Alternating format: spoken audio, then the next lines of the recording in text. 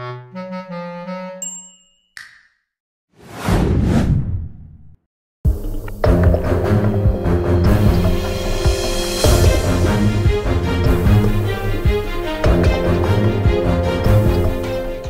isang eksklusibong panayam ng Indian news outlet na First Post, ibinahagi ni President Ferdinand Marcos Jr. ang impresyon ng mga operator ng shore-based anti-ship missile battery ng Philippine Marine Corps, na gumagamit ng BrahMos missile system. Ayon sa Pangulo, humanga ang mga personnel sa performance ng BrahMos at nais pa nila ng mas marami pang ganitong uri ng sistema. Ang pahayag na ito ay sagot sa isang tanong kaugnay sa BrahMos, at kung may posibilidad bang bumili pa ng iba pang mga kagamitang militar mula sa India. Ngunit sa parehong panayam, tumanggi si Pangulong Marcos na tukuyin kung anong iba pang Indian-made weapon systems ang tinitingnan ng Pilipinas, dahilan sa tinatawag niyang operational concerns. Gayunpaman, kinumpirma niyang bukas ang pamahalaan sa ideya ng pagkuha pa ng iba pang sandatang gawa sa India. Isa sa mga pangunahing dahilan, kalidad at murang presyo ng mga ito. Matatandaang noong mga nakaraang taon ay pumasok sa isang kontrata ang Department of National Defense, para bumili ng 3 battery ng shore-based BrahMos Maritime Mobile Coastal System. Isa sa mga battery na ito ay ganap ng na-deliver, samantalang ang pangalawa ay partially delivered. Ang nalalabing bahagi ng ikalawang battery at ang buong ikatlong battery, ay inaasahang darating sa huling bahagi ng 2025, o sa unang bahagi ng 2026. Sa ngayon, abala ang Philippine Marine Corps sa pagtatayo ng mga pasilidad na magsisilbing permanenteng base ng mga missile na ito. Matatandaang hindi lang ang Philippine Marines ang interesado, maging ang Philippine Army, ay nagpapakita ng interes sa parehong sistema. Tinitingnan nila ito bilang isang posibleng sagot sa kanilang pangangailangan para sa isang land-based anti-ship missile system, at posibleng pati na rin sa land attack variant ng BrahMos. Kung ito ay matutuloy, mas lalo pang lalawak ang deployment ng missile system na ito sa iba't ibang sangay ng Armed Forces of the Philippines. Maliban sa BrahMos, marami pang iba't ibang defense systems ang inaalok ng India sa Pilipinas. Ilan sa mga ito ay ang Akash Surface-to-Air Missile System, Multiple Launch Rocket System, ATAGS 155mm Stowed Howitzers, ATAGS MGS 155mm Self-Propelled Howitzers, Tejas Mk-1A Light Combat Aircraft, Grove Light Utility Helicopters, Armored Vehicles, at maging mga Coast Guard at Naval Vessels. Tuldok. Bagamat hindi pa kumpirmado kung alin sa mga ito ang seryosong kinokonsidera ng Pilipinas, malinaw na lumalawak ang posibilidad ng defense cooperation sa pagitan ng dalawang bansa. Pero focus muna tayo sa pinakainit na usapin, ang potensyal na karagdagang pagbili ng BrahMos missiles. Ayon sa ilang mga ulat, may kabuuang requirement ang AFP na 9 na battery ng anti-ship missile sa ilalim ng Re-Horizon 3 modernization phase. Ngunit hanggang ngayon, wala pang opisyal na kumpirmasyon kung ang lahat ng ito ay mapupunta sa BrahMos system lamang. May posibilidad na ito ay ibigay sa isang supplier, gaya ng India, o hatiin sa iba't ibang supplier. Bukod sa BrahMos, may mga napupusuang anti-ship missile system ang Pilipinas, gaya ng Nemesis missiles at ang mas advanced na Typhoon Mid-Range Capability Missile System na gawa ng Amerika. Kung pagbabasehan ng statement ng ating AFP nitong mga nakaraan, ay nakikita natin kung gaano nila hinahangaan ang mga sistemang ito.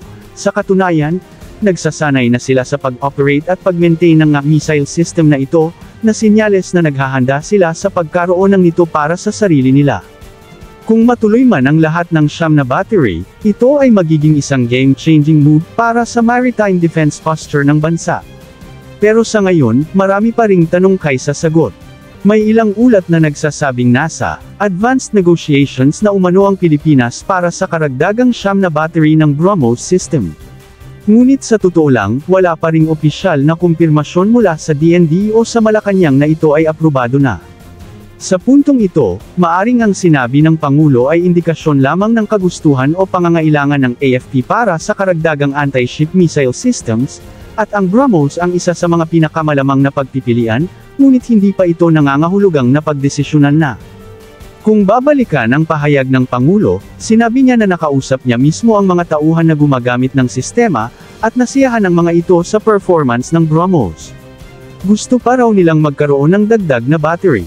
Isang simpleng pahayag, ngunit kung susuriin, ito ay may malalim na implikasyon, na maaaring patungo sa mas malawak pang procurement.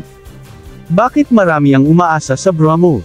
Maganda naman talaga ang BrahMos, ito ay supersonic cruise missile at isa ito sa pinakamabilis na missile ngayon, na may kakayahang umabot sa bilis na Mach 2.8 hanggang Mach 3. May range ito na aabot hanggang 270 kilometro para sa export version, at kaya nitong palubugin ang medium to large size naval target sa isang fatal hit lamang. Ang pagkakaroon ng shore-based system ay nagbibigay ng kakayahan sa isang bansa na ipagtanggol ang kanyang maritime zones mula sa potential threats. Kung mas marami pa ang mabibili, magiging mas malawak ang coverage, at mas flexible ang deployment options para sa AFP. Gayunpaman, hindi madali ang proseso ng pagbili ng ganitong klaseng high-end defense system.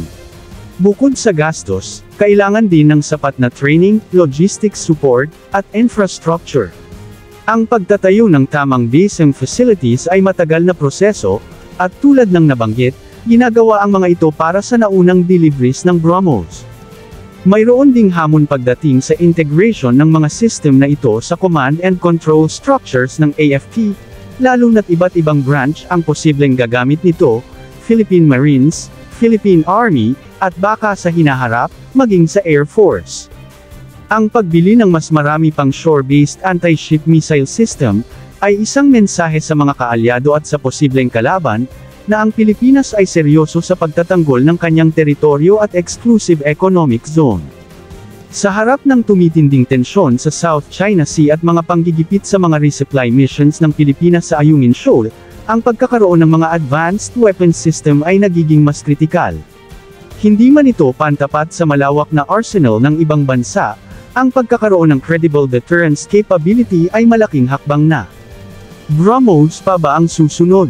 Sa ngayon, maraming senyales na maaaring humantong sa karagdagang pagbili ng BrahMos missiles ng Pilipinas. Ang pahayag ni Pangulong Marcos ay isa na roon.